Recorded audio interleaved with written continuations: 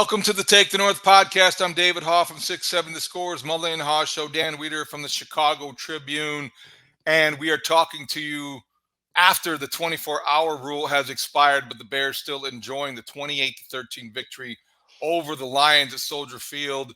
The most significant victory in the Matt Eberflus era. There aren't many to choose from, but that sure felt like it, Dan, especially when you talk about what it meant to maybe his future, maybe Justin Fields' future, just over a victory over a good team felt like something big, and it was why the Bears enjoyed it to the extent that they did.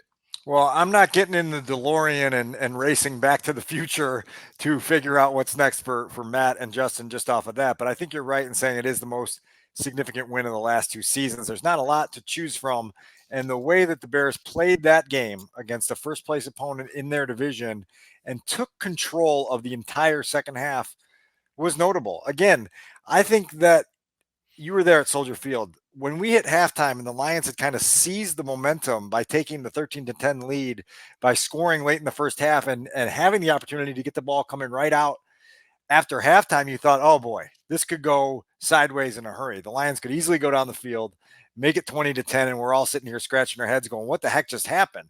Instead, the Bears defense took over that game and then set their offense up for a chance to really take over that game. And the next thing you know, you're walking out of Soldier Field with a 15-point win and a lot of positive energy, as you felt, from the players and coaches in that building.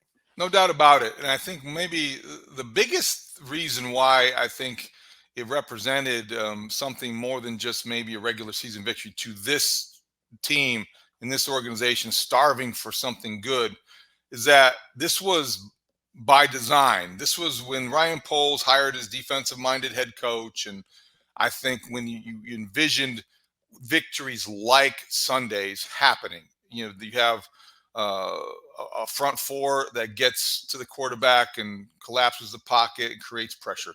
You've got linebackers flying around and creating a takeaway and just doing what they need to do, making the big stops on 4th and 1. And you've got a secondary that is impactful. Jaquan Brisker had 17 tackles. Maybe it's 18 because that's what Lucy said. You had Tyreek Stevenson, and you had Jalen Johnson, and everybody, even Eddie Jackson for half of the game at least, but when he wasn't an unwilling tackler.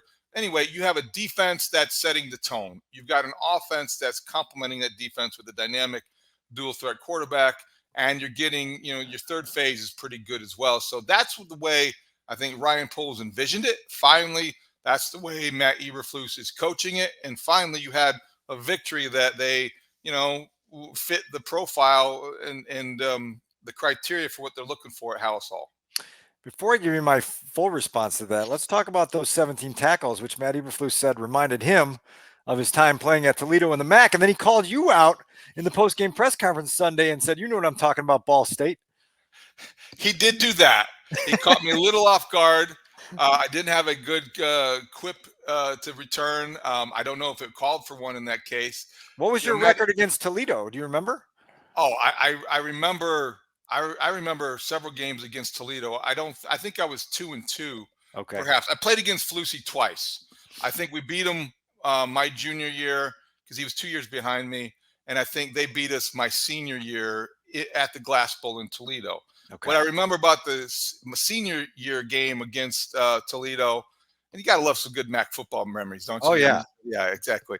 But he was, I think, a starter as a sophomore. That might have been the first year. I don't remember him necessarily playing because I was a safety. He was a linebacker. We were not on the field at the same time except for maybe special teams.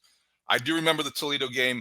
We lost it. It was the first game of my senior season in the conference, and I had an interception in that game, and I ran it back, and I thought I was going very good. I ran back the interception. It was a pretty decent run back, and then I fumbled. Oh, no. I lost the ball back to Toledo. So I remember that one for the wrong reasons, but Flusy certainly remembers his college career. That was funny. It was a funny moment. And by the way, he wasn't wrong. Matt Eberflus was a tremendous Mid-American Conference linebacker at Toledo. He had 21 tackles in a game against Northern Illinois. And I'm not going to say that when you played Northern Illinois back in those days, you look forward to it as a defensive player because they ran the option and everything came right at you. But Matt Eberflus did clean up. He had 21 tackles, and that was after the film review. Well, So, yeah. good for him. Jaquan Brisker said on Monday that his goal now is to get a tackle total that surpasses his head coach in 21 in college. So we'll see if he can get there. But that was part of a defensive performance, as you illuminated, that was by design and executed to perfection against a high-level offense. I think that's what makes it most notable is you took apart an offense that has weapons everywhere, and you made Amon-Ra St. Brown a non-factor, and you neutralized Sam Laporta. And after some big explosive plays in the first half, Jahmyr Gibbs did nothing in the second half to threaten you. And so all of a sudden you have this defense that's playing with that cohesion and confidence in all three levels. That's significant. David, this felt to me like a 2018 victory where the offense is just taking over in primo position time after time after time. And it's just like, how much can you cash in with this primo position? First 5 possessions of the second half for the Lions resulted in 0 first downs. It was 3 3-and-outs, a fumble, and a turnover on downs. And what you have in there is the opportunity to change field position. The Bears' average starting field position after each of those 5 Lions drives was the Detroit 46-yard line. So when your average field position is in plus territory, and then you're able to turn that into points and points and points and points, 2 touchdowns, 2 field goals, that's the recipe for walking out of Soldier Field with an 18-0 shutout in the second half. Jared Goff had to feel like he was in some sort of time warp because it felt like 2018. It felt like a December night at Soldier Field when he was the quarterback of the Rams. They lost 15-6 that night 5 years ago. And here he was again, throwing the Bears the football, fumbling a snap, and looking a little bit overmatched and looking very cold on a day that really wasn't that challenging weather-wise. But Goff now in 2 games against the Bears has thrown 5 interceptions in 2023. Combined against all the other teams on the Lions schedule, he's thrown 5 interceptions in 2023. This guy doesn't like playing the Bears, regardless of the uniform he's wearing. And the Bears took advantage of that and played opportunistic takeaway football that would fall into the category of being hits principle-like. Well, they figured out ways to make him uncomfortable, and pressure helps to do that. And it takes a quarterback out of his comfort zone early. And then you find ways to mix things up coverage-wise in ways that you think you're seeing something that's there, and then it's not. And Jalen Johnson, again, with a similar reaction to the interception he had in Minnesota in the last game, kind of sinks off of a forward route to go get Sam Laporta on the 4th and 10 play and gets another interception for him. And so that's the start of a day, where the Bears get the takeaways and TJ Edwards lands on that fumble that you mentioned, and you're just constantly playing the game on your terms. And then when you get a lead, the whole point is protecting that lead, finishing with that lead. And the Bears did that way better on Sunday at Soldier Field than they did at Ford Field 3 weeks earlier. We all know that when we looked up at the scoreboard and saw 25-13 and started doing the math and went, wait, 25-13, that's really similar to 26-14. How's this team going to finish this off? And the Bears did that end of the deal in closing the job. So a lot of us have talked about the difference in the Bears defense since Matt Eberflus started calling defensive signals. Alan Williams parted company with a team that seemed like a long time ago. And yeah, you could point to that as when maybe the ascent began. But let's face it, it really took on a different sort of pace and tone and shape when Montez Sweat arrived 5 games ago. The Bears have won more than they've lost with Montez Sweat in the lineup, 3-2 since he was traded when they joined the Bears after the trade with the Commanders. And it's hard to quantify, except for when you look at the results on the scoreboard, you look at the takeaways and the sacks. In the first 9 games of the season, the Bears had 10 sacks. In the last 4, they've had 11. In the first 9 games of the season, they had 6 interceptions. In the last 4, they've had 9. I don't know if that is just one guy, Dan, but that one guy is truly the multiplier and makes everybody on that defensive line a little bit harder to block, a little bit more maybe effective, and it certainly helps the people behind the defensive line, the back 7, do their jobs a lot better. I mean, there's a presence there, and it's being felt, and then it kind of ripples outward. And again, you have a defense that's that's whole. You're not missing major pieces like they were at so many different spots of the start of the season, with Gordon out and Jackson out and Brisker missing some time and Jalen missing some time. Like, it's been a healthy, strong, cohesive defense that is clearly moving in the right direction. And as I said on the score earlier on Monday, uh, I think it's fair to say that they've transitioned, to use my own analogy, from the staircase to the escalator. And so that side of the ball is certainly now moving in the right direction, and moving there at a rapid pace that makes you believe there is something very, very meaningful occurring here. So what's going on in offense? Because I think that's the other thing, is that when you look at the complementary part of complementary football, how is the offense complementing this defense? Well, I think the biggest turnover, or the biggest statistic, maybe no turnovers for Justin Fields, on a day where he had 58 rushing yards, carried 12 more times against the Lions. And then he had the big passing plays, the explosive play to DJ Moore. We'll get into the 4th and 13 in a moment. But Dan, do you think the most impressive thing, or what stood out the most against the Lions about the Bears offense? Well, I guess I'll start with the opening drive and the willingness to take the ball and then go down the field and cash in with your first possession and get a touchdown out of it. Same thing happened in Detroit 3 weeks earlier, and they made plays on that opening drive. You obviously get Justin going early with his feet a little bit in ways that create that momentum, and seemed to get him comfortable within a game. So whenever that's an option, it's great. And some of those are scrambles. Justin's biggest damage as a runner came on scrambles, when they're passing plays that he turned into runs, and he had 4 rushes for doing the math here quick, I think 46 yards as a scrambler. And so that's significant. The touchdown run was big. You're able to get some things going there. Now, there are some moments in there, and I tweeted this out on Monday, that where you see it and you go, from the quarterback position, you go, that's it. It's coming, right? Like that's exactly what you want to see there. And you start to feel really, really good about the direction of the improvement.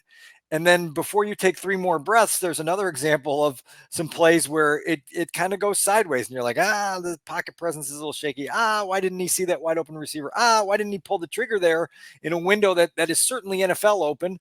And so, like, you get to the end of the rewatch, David, and you're kind of left with the feeling like everything that would make you want to believe in Justin Fields is evident in that tape, and everything that would make you hesitant to invest in Justin Fields long term is evident in that tape. The only thing that wasn't there was turnovers, which is a big deal. And I think 1 interception in the last 5 starts for Justin Fields is a step in the right direction. He's taking care of the football as a passer much better, and that gives you a little bit of feelings of hope. But there's still some things within the entire game film where you're like, man, like, if I'm Ryan Poles, I have to really stop, do some thorough investigating, and figure out how I feel about all this. If he doesn't already know, and I wonder if he doesn't already know, but I would think that if you're an executive and you're running an NFL team like he is, you have to discipline yourself to keep an open mind. And again, I think what Justin Fields did on Sunday, as much as anything, was that he basically forced us to keep an open mind about his future and what the Bears should do.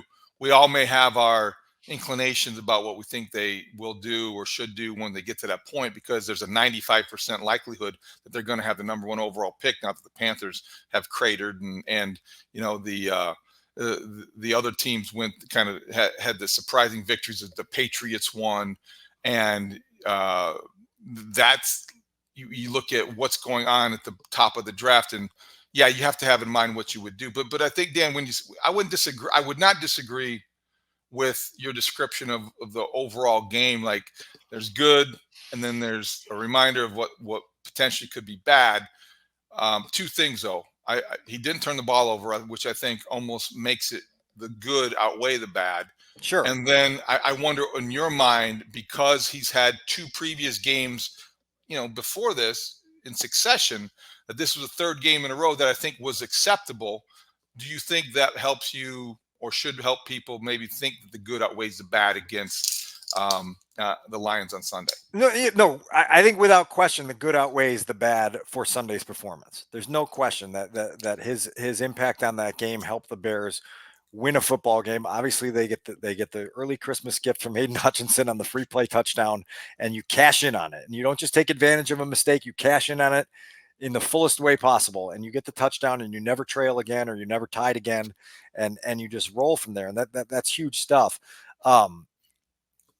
I guess some of it is converting the small picture lens into the big picture lens and trying to figure out what it means, right? Which is sometimes what we do the few days that follow. And I'll give you a little tease on something that I'm working on for next week, late next week, which is doing something we did with Mitch Trubisky after 50 starts and taking 35 starts. This will be Justin's 35th start in Cleveland on Sunday afternoon, and that's a big sample size to go ahead and rank 1 through 35, all of the performances he's had as a Bears quarterback. Well, when you do this exercise, David, just as a little sneak peek there, it doesn't take you long to get into Shrugsville and to like okay to decent territory. And then it doesn't take you long after that to get into E territory. And if I asked you and Studs here on this podcast right now to just rattle off, like, give me a half a dozen exclamation point, no doubt, terrific performances that Justin Fields has had as a quarterback, I bet it'd be a little bit of a stumper here, that it wouldn't just be a list that's just like rolls off the top of your tongue, because there aren't a lot there. And so that's where it is like, so these performances that are like, okay, that was good enough, they don't outweigh all of the other body of evidence. And that's kind of what I was leaning at there. And maybe, I don't know, maybe we should stay in the micro more and celebrate the win and talk about the good things he did against the Lions. But I think that clock is ticking so loud about when this decision is made that big picture lens just keeps luring you over into his own and to asking, like, what did this really mean? Yeah, it's a good point. I mean, Shrugsville is every Chicago Bears fan's favorite neighborhood. You know, it's kind of like where they live. Yeah, it is. Yeah. When evaluating quarterbacks, and most of Justin Fields' starts have been in losses, so there isn't going to be as many indelible moments that are starts. They're plays, and there may be highlights. If I asked you for your top 6, I bet you at least 3 of those, I would bet you are in games they lost for one reason or another. Absolutely, that's true, and I can't argue with that. I think what happens is that that'll be a worthwhile exercise. I think Cleveland represents sort of a full circle moment. Wonderful moment too. And from going from where he started to where he is now, and where he has to be if he wants to if he wants to stay here. Yeah, there's a lot there. So I think let's stick with the micro for a second, because I think Sunday there's still a lot of things. There's two plays specifically I think are worth pointing out. One was my favorite, despite the fact it didn't have anything to do with Justin Fields, except for he was a decoy on the last play of the first opening drive. The touchdown, the 16-yard touchdown from DJ Moore. DJ Moore told us on the Mully and Haugh show, they put that play in last week. Chris Morgan told him he was going to score. Justin Fields was glad that he did that because he was tired after 2 straight runs. Credit where it's due. That's a good one from Luke Getsy. It was an unscouted look and an innovative play call. So if we're going to criticize Getsy for the 4th and 1 call and the counter and everything else that we have in the past, I think you got to give him credit for that. So that was, of all the plays, even though we'll get into more depth in the 4th and 13 one, I think that was my favorite play of the day. Certainly by design, it was terrific, and they executed it perfectly. And the Lions, when you go back and watch that from the end zone camera, you see how flummoxed they are when DJ starts rolling to his left, and it's like everybody's eyes are on Justin as he's coming around, because you expect him to get the ball and do something, and they're frozen. And now all of a sudden, Roschon Johnson gets out in front and makes a key block to get you an edge, and then you got 2 offensive linemen motoring downfield, and Braxton Jones and Lucas Patrick to pave the way. I'm not sure DJ had a finger laid on him on that play. Now, David, like, I think you'd probably agree that the wrinkle here is that, like, if you try something similar again, the next time Justin gets the ball there and you've got a passing play to the other side where the defense is so overcompensating now, where you're going to have Justin kind of one-on-one with somebody where he can either run or pass, and you're going to have a receiver on the other side that's one-on-one. That's the way to build plays off of plays, as Mitch Trubisky used to say. But that play, really cool, and it results in an end zone celebration. Roschon Johnson not only blocked somebody, that was Aiden Hutchinson that he took care of on that play. So that was a really big key block for him. And then you did a great job in the Tribune on ChicagoTribune.com of breaking down 4th and 13 and all the different elements of that play and how many people contributed to that thought process and what was going through the heads of DJ Moore and the offensive line and Justin Fields, and then Aiden Hutchinson even acknowledging. And 4th and 13, this was what they did was they made lionsing a verb again. That's the way Lions teams of the past used to act. There's no reason in football, in anybody's football world, that you jump on 4th and 13. There's no hurry to get to the quarterback. That's one thing you can't do. But Dan, I'll let you take it from here, because the Bears went to the line of scrimmage without ever intending to snap the ball. So I'll slowly walk into this play by acknowledging what you just said about the lionsing. And I have this whole corner of my notebook written down of things where the Lions did Bears things or old Lions things. You have a bad snap on a missed PAT. You've got a delay of game at the end of the first quarter by not recognizing where the clock was and basically taking a delay of game by a half a second. You've got a quarterback center exchange that doesn't go right. You've got a swing pass to Jahmyr Gibbs. It's going to be a touchdown if he catches it and he drops it. And then you have the most costly error of the day, which is the Aiden Hutchinson penalty, jumping off sides. I have no earthly idea what he was doing there, what caused him to jump, other than just a total brain fart. And Cole Kmet was probably the most honest of anyone in that locker room in saying he got up to the line of scrimmage and thought to himself, there's no way in hell that they're jumping off sides here. We're going to take a delay of game here and we're going to punt the football. And that was everybody's mindset as the Bears went up to the line there. Now, look, they also do practice this, and you practice it for the rare opportunity where you can get the opponent to make a mistake. And so, look, you watch enough football over the course of a week to see this happen in every single game, every single week. And you see a team go up the line attempting to draw a team off sides, and they oversell it sometimes. They overact it. And sometimes you get so much motion and so much pointing and so much screaming and yelling, it doesn't look real, And so all of a sudden the defense is just like, just hold your water, let them take their penalty or their timeout, and we'll get the ball back. Well, that didn't happen here. And so you had a combination of offensive line communication, starting with Braxton Jones and Tevin Jenkins on the left side, pointing out Mike calls. You've got Justin Fields shouting for a dummy protection. You've got Cole Kmet saying that he got so caught up in the acting silliness that he looked at Darnell Mooney, started making a signal, and Mooney looked at him like, what the hell are you doing? And he just said, I said, what did you do? He said, I banged my helmet. And so they're doing all this stuff. And ultimately it comes down to one player on the other team giving you this oops moment that then your center has to take advantage of. And once your center takes advantage of it, then your quarterback has to take advantage. And once your quarterback takes advantage, your receiver, your best player on the outside with one-on-one coverage, has to take advantage of it. And DJ Moore did a great job getting an inside release, getting wide open. Justin caught it, saw it, ripped it, and you've got a touchdown. But just like a really cool moment for the Bears at this stage of their climb, because it was, again, just one of those things that happens to them so frequently, that to see them inflict pain on an opponent for screwing up was just such a change of pace and so refreshing. I think what that says is that basically we're not used to seeing a play that demonstrates or says that the Bears have the higher football IQ.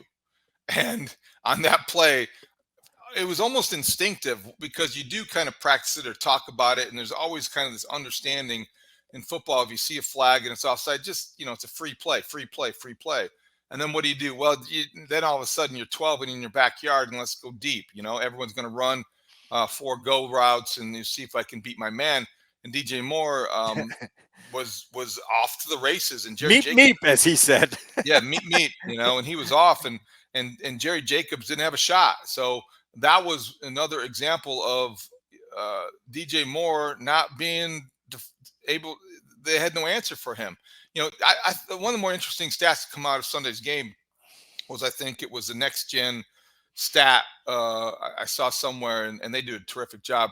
DJ Moore is third in the NFL in yards or receiving yards against press man coverage, like they saw on that play. Now, number one, I don't know what the heck the Lions were doing on 4th and 13 in press man coverage. I don't know, even before the snap, what are you doing? Just play the sticks, right? Yeah, exactly. And then secondly, once that tells me that either teams are playing too much man coverage against DJ Moore and giving him a chance to beat him, or the Bears are just taking advantage of the looks they do get. But either way, it underscores just how good of a season this guy's also having.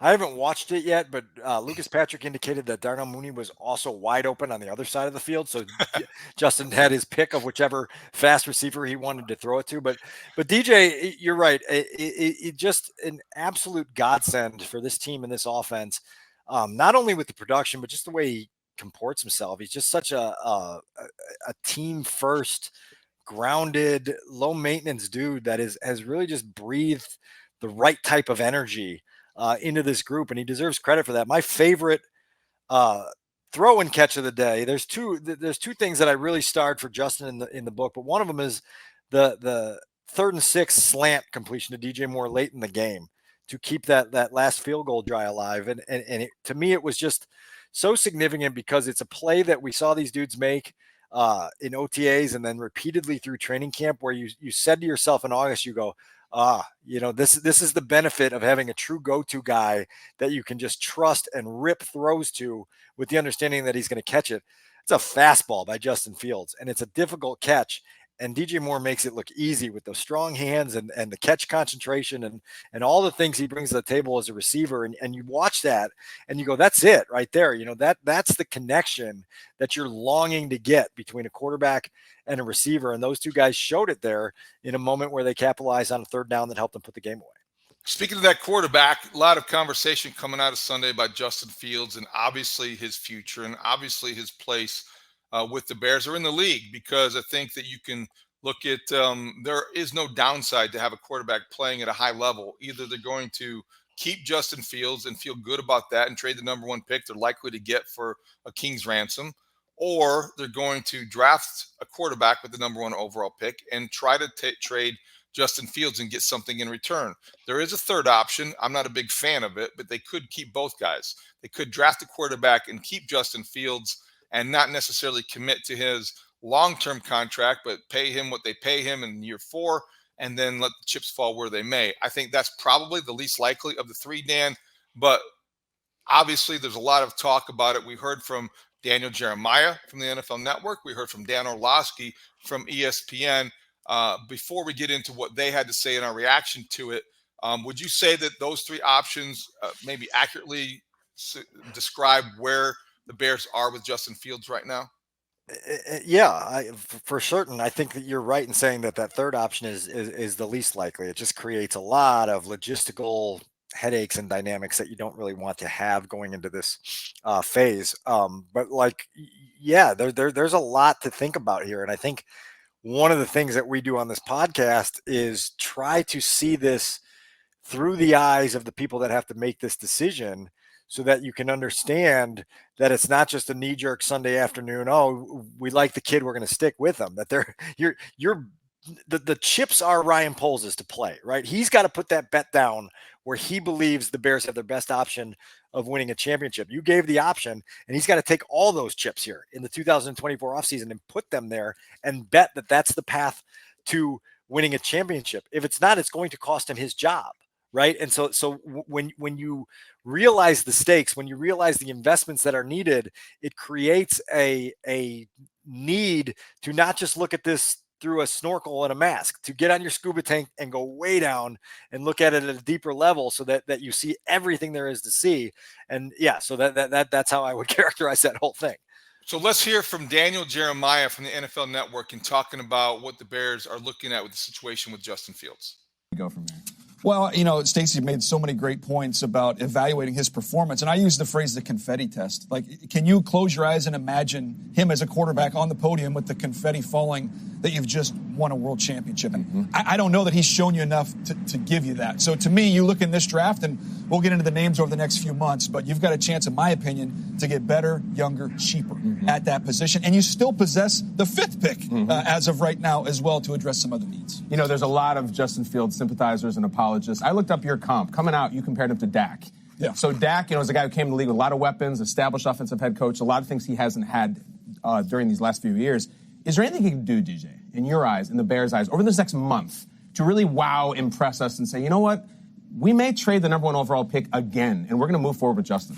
Well, I mean, he'd have to play just lights out, a consistency and a level that we haven't seen from him. So, I don't want to close that chapter, close that book, but it would have to be pretty astronomical for them to stay in that direction. I just don't see him doing it. What do you think the market is for Justin? Well, look, Sam Darnold, when he was with the Jets, was a top 5 pick, didn't really work out, didn't win a lot of games. They got a 2, a 4, and a 6.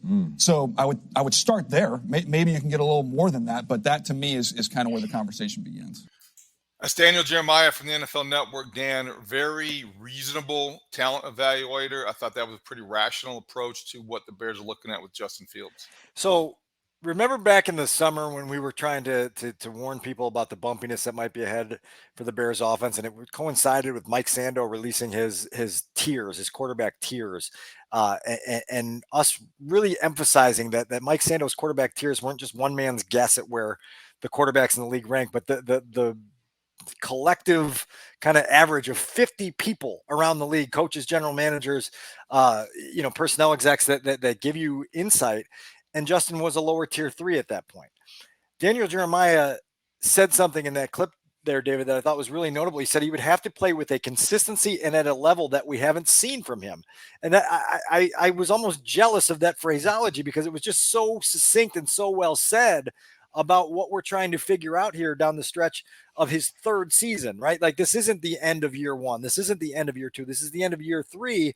And we're still kind of talking about if this continue, there's so many ifs instead of what is, and so for him to say that it has to be astronomical down the stretch for them to consider sticking with him, I thought that was notable from someone who is coming at this from a reasoned perspective with no skin in the game and no emotional attachment to one side or the other. And outside of Chicago, maybe the last 5.5 games that Justin Fields has been healthy, the numbers that he's put together, as you're seeing circulated on social media, and they're very impressive. Touchdown to interception ratio and the yards. Maybe outside of Chicago, they aren't as impressed, perhaps, around the league. So I think it was interesting to hear. The confetti test is an interesting test because I don't know if that always applies, but I also think that it's worth remembering. I also liked the comparison. I look at Justin Fields and I felt like I said this to Mully on the Mully and Haugh show this morning on Monday morning, that Justin Fields had a Lamar Jackson-like day against the Lions. He had, 12 carries for 60 yards. He made 3 outstanding escapes on third down with his feet. He had the touchdown that he scored that, he hit another gear that other quarterbacks can't find. He did have examples of special, and that's what Lamar Jackson does. I also think the comp to Dak Prescott gives you pause a little bit, because if that is indeed the case, I think that after 3 years of Dak Prescott, I'm not sure anybody in Dallas was ready to say he can win. They can win a Super Bowl with him or because of him. And I think now, though, here we are this far into December in 2023, and he may be one of the biggest reasons that people believe in the Cowboys going into the playoffs. Could that be Justin Fields in 2 or 3 years? Not sure, but it's not a crazy comparison. So I do think you could talk yourself into either argument. I do think it's a healthy debate, and Justin Fields has kept it alive by playing well enough in the last 3 games to keep it ongoing. But I think still there right now, what he says about having to be wowed remains true, because you have a chance to get a confetti guy or a guy who would pass a confetti test. And I just don't know that you're talked out of that just yet, but to be continued. This is an ongoing conversation. Well, I like what you said there about that you can talk yourself into either side of this. And we know that the people in the court of public opinion are doing that. As we record this, they've been doing so for a while. You genuinely can talk yourself into either side of this. And that's why I use the general manager's chairs test, because Ryan Poles in his chair can't sit there and be selective about this. He can't just throw out all the stuff that didn't go right, or all the sacks that were taken, or all the fumbles that were lost, or all the fourth quarter struggles that existed. Just as he can't throw out all the promising moments, he also can't be overly emotional with his evaluation in getting caught up in a surge late in year 3 that creates recency bias. Now you have to take the finishing stretch with some weight, right? Like, it's got to have a different weight, because it's where your trajectory is when the decision needs to be made, but it can't be the only thing you can consider. And so, like, Ryan is going to have to come at this as real can be, with his analysis, with his assessment, with his emotional detachment from all of it. And he's going to have to do that again, as real can be, because this decision is as real can be for a football organization that is trying to do what it hasn't done in 4 decades, which is go and win a Super Bowl. Before we get to Dan Orlovsky's comments, one more Chicago sports, I think, comp, which put it in terms of at least, maybe baseball or Cub fans might relate to. There's also the one thing you have to, if you're Ryan Poles, you're looking at, you have the number one overall pick, if that is indeed the case. And imagine what he could get for it. And you imagine how many different areas he could address. So it's like all of that capital. And it's like the Cubs were not getting Ohtani. If the Cubs would have gotten Ohtani. Wait, they didn't get Ohtani? When did that happen? You have been in the bubble. So when the Cubs didn't get Ohtani, now it's like, well, geez, that's bad news. But the good news is, all right, well, you had all that money. You had $700 million. They weren't going to spend it. But now you could almost use the resources you were going to go after with one guy and spread it around. And you can get your third baseman. You can get your theoretical outfielder. You can get your pitcher, all with what you would have done devoted to one guy. So the Bears, if they keep the number one overall pick, they may get their guy who passes the confetti test. But if they don't and they decide to trade that, this is the argument against. Is like, well, you can get a center. You can get a wide receiver. You can get a defensive pass rusher. You can get a lot of things with that number one overall pick because it's valued and it has so much worth in the open market to teams that are desperate to get that. My counterpoint to that is just also remember that by resetting yourself with a rookie quarterback, it's not going to be the same level of haul that you're going to get from trading the pick, but you are going to get contractual freedom that allows you to get those other things as well. Because now all of a sudden you're freeing up, $20+ million or more on your cap to go invest in those things, because now you have a quarterback on a rookie deal for at least 3 years and conceivably 4. And so now you've got the resources in that way that I think a lot of people underestimate when they have the conversation about how many resources come your way if you stick with Justin and you trade the number one pick. That's the exact counter. And that's probably the way I would be leaning, but I think that both sides have to be addressed and discussed. And that's what we did. Look, okay, I mean, you tell me, would you want to have the pressure that Ryan Poles has to get your career is riding? Oh yeah, I'd love it. I would love it. Okay, because I would cower. I'd freak out. I would love that job. I would have an ulcer and I'd be in the hospital for 3 weeks. Yeah. All right, Dan Orlovsky from ESPN also weighed in on Justin Fields the morning after the Bears beat the Lions. Just rewatched some of the games from the 1 o'clock hour. Obviously, the Lions and Bears was one of mine. If you don't watch that game and think to yourself, Justin Fields still has a chance to be a really, really, really special player at quarterback, I don't know what you're looking at. Watch some of the throws, some of the balls downfield, some of the out routes, some of the second reaction instinctual runs, some of the design quarterback stuff, some of the placement and man coverage. I understand it's a Lions defense and the Lions defense is struggling. But again, given the circumstances that he's in, which is right now, I would say last year, worst in the NFL, it's still an average in totality offense around him. If you don't, I don't get it. If you can't watch it and sit there and say you continue to build around him there or somewhere, you got a really good player. Okay, I don't know if I am as swept away with that Dan's assessment rather than the other one. Well, I think the phraseology is important, and he said if you don't think he has a chance to be a really special player, right? It wasn't if you don't think he is a really special player, and so that's where I always say is why are we still talking about a chance to be? There's a point where Ryan and Kevin and everybody else at the top of that organization are going to have to decide on whether he is going to be, not whether he has a chance to be. And I feel like we've been stuck in this has a chance to be for 13, 14 months now. And eventually has a chance to be has to become is. Otherwise, it's all just a chasing your tail exercise. And it sounds like, with all due respect, sometimes guys, remind me of the executive who told you you can't just grade the flashes. You can't just be evaluated or be swept away by what you see in the highlights. And I know the wow moments are dazzling, and they are with Justin Fields. And I can be guilty of wow, this guy is special and wow. And then it forces you to rationalize the missing the wide open receiver, the overthrow of DJ Moore, and all the other things. Well, you know what? But did you remember that great run on that 19-yard run and on third down? Wasn't that cool? I mean, so it's both. And you're right. The potential versus production argument is a big one too. So Well, I appreciate where Orlovsky's coming from. He watches a lot of tape, but I don't know that moved me much at all. One of our friends who may or may not sit in the press box on game days referred to the shot over the middle to DJ Moore that was sailed in the fourth quarter as the Wembenyama. So you can use an educated guess to figure out who might have wanted to phrase that up. But there were throws like that Sunday that weren't great. I'll give you the other one that I loved just because I want to be clear on this. First drive of the second half.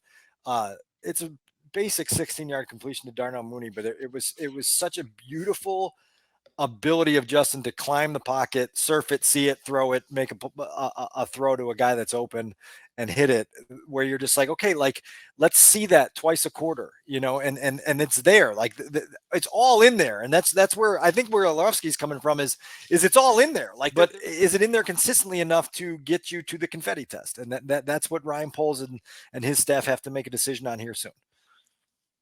We will continue the conversation about Justin Fields over the final 4 weeks. He has made a pretty convincing closing argument so far, but the jury is still out deliberating. We'll deliberate all month. Dan, before we get out of here, what else happened at Haugh? What else came out of that game do you think that you learned today that is worth noting before we wrap things up? Yeah, Lucas Patrick and Jaquan Brisker met with the media at Haugh on Monday. I think just generally speaking, from a more big picture lens, this team is not grasping for hope anymore, David. I think they feel legitimate reasons to see themselves making progress that is toward the goal that they want to go towards. And like we've had so many times over the years where a victory feels like it feels good because you won, but you're still just kind of grasping for tangible evidence of it actually being significant. Well, I think in this game on Sunday, it was the latest example of a team that played well when it needed to play well. And it's why now over what are we talking? Maybe a 2.5 month span, they've won more than they've lost, right? I think they're 5-4 in the last 9. And that's kind of the climb we wanted them to be on this season. Unfortunately, it comes after an 0-4 start. You just needed one of those games in the first 4 to swing the entire direction of the season probably. But I do think that there is really legitimate progress being made. The players feel that, and now that belief and confidence is at a level where it matches up with the actual potential. I think we all want relevance in Chicago. Everybody wants football relevance in December. So the games are actually as entertaining and compelling as the conversations between the games. And that's what makes, what happened against the Lions a little bit more. That's why the reaction is what it is because, wow, I remember what this is like because it's been so long. Yeah, and you go back to like what you mentioned with the 4th and 13 touchdown pass. It was just one of those surprise moments, right? Where you're like, 4th and 13, that possession was, by the way, the 3 plays that preceded that, which was Justin frantically trying to throw the ball out of bounds and Kerry Blasingame inadvertently catching it for a 3-yard loss.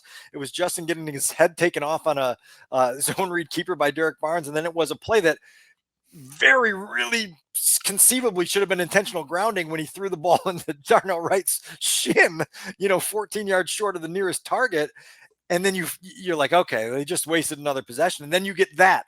And you felt like you were in that press box. You felt Soldier Field explode. You felt the press box explode. There was some unethical cheering in the press box, which is a story for another day.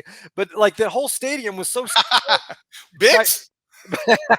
stunned by the jubilation of that moment where it was just like, holy cow, like this is what it's like to be game day and not just fun in a mock draft and fun this is what free agency is going to look like. It's like, this is fun on a game day. And that's what we're seeking. Now, the flip side of that is I hate to be the bearer of bad news, and we'll have more on this later in the week. This Cleveland Browns defense that they're about to go play, holy crap, David. Like, this is the test. If the Bears defense just passed a very legitimate test against that Lions offense, neutralizing a group that had been averaging 400 plus per game, the Bears offense faces a steeper test against this Browns defense, which is not only good, they are great at home.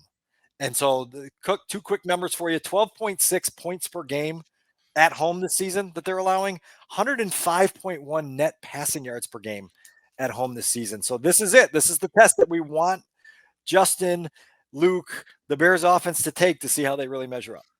That's a great number, and this is a terrific defense. It's going to be a defensive battle. It could throw offensive football back 40 years, but it'll be fun to watch. And again, like I said, a full circle moment for Justin Fields where Matt Nagy threw him to the Wolves as a rookie.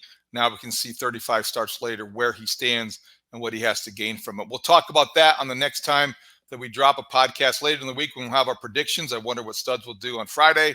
Not really wondering at all. I think he's going all in.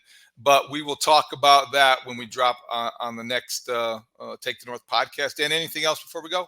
No, we're going to workshop it for later in the week. Are the Bears now better than the Chiefs? Are the Bears now better than the Chiefs? Okay. Wow. It depends on the officiating crew. There you go.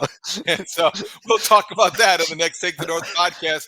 For Adam Sadzinski, for Dan Wiederer, I'm David Haugh. You can watch us on the 670 Scores YouTube page. You can listen to us on the free Odyssey app or wherever you get your podcast. We will talk to you Friday morning right here, same place on the Take the North podcast. Thanks for listening. Great talk. See you out there.